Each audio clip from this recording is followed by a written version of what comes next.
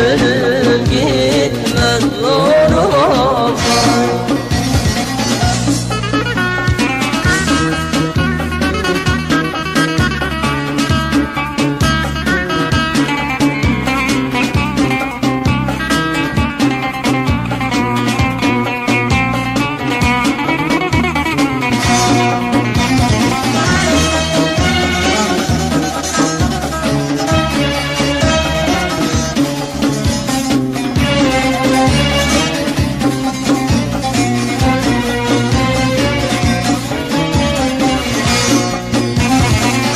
Seni boynum sarıl da gel, bir bakışın ömre bedel.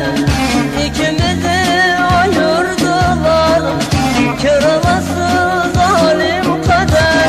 Sivas'ın yollarına çıkayım dağlarına, bırak beni bırak, ölüm gitmez zoruma. Yollarına çıkayım dağlarına, bırak beni bırak, ölüm gitmez zoruma.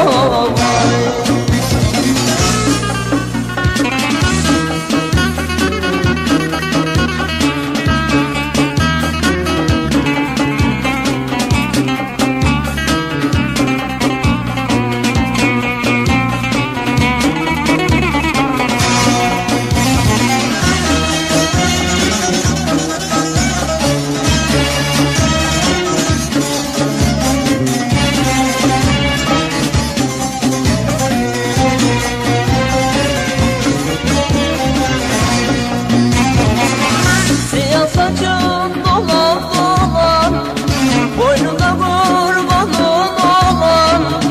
Eğer başka yar seversen, bu ellerde nasıl durar?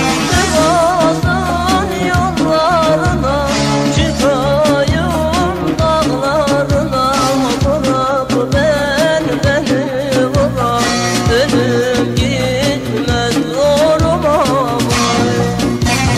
Sivas'ın yollarına çıkayım dağlarına, bırak beni bırak, ölüm gitmez zoruma.